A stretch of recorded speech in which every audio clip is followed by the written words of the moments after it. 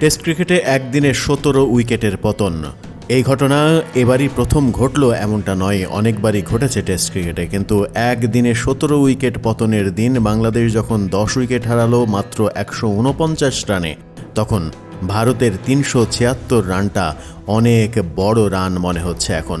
308 রানের লিড নিয়ে ফেলেছে ভারত দ্বিতীয় দিন শেষে। 149 রানে মাত্রই আউট হয়েছে বাংলাদেশ। এর আগে ভারত 339 রান নিয়ে খেলতে নেমে দ্বিতীয় দিনে খুব একটা সুবিধা করতে পারেনি। 376-এ অল আউট হয়ে যায় ভারতের পক্ষে। রবিচন্দ্রন অশ্বিন 102 থেকে 113 করতে পেরেছে। রবীন্দ্র জাদেজা 86 রানে আউট হয়েছেন। এরপর আকাশদীপ 17 রান করেছেন। জাসপ্রীত বুমরা 7 এবং মোহাম্মদ সিরাজ 0 রানে নট আউট রয়েছেন। এদিন তাসকিন 3 উইকেট নিয়েছেন আর হাসান মাহমুদ তার 5 পূর্ণ করেছেন। 5 উইকেট ভারতের মাটিতে। চেন্নাইয়ে প্রথমবারের মতো বাংলাদেশি কোনো বোলার 5 উইকেটের কীর্তি গড়লেন, কিন্তু ব্যাট করতে নেমে বাংলাদেশ একই হাল দেখালো।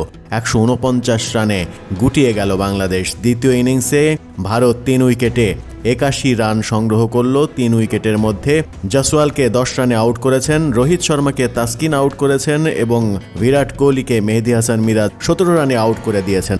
এখন এই টেস্টের ফলাফল যে কেউ চোখ বন্ধ করে বলে দিতে পারে ভারত এই টেস্ট জিতবে। বাংলাদেশের আর আশা করার কিছুই নেই। 308 রানে পিছিয়ে ভারত ব্যাট করছে 3 উইকেটে 83 রান নিয়ে। তৃতীয় দিনে সেই লিডটা 400 পার করেই হয়তো ভারত ছেড়ে দেবে।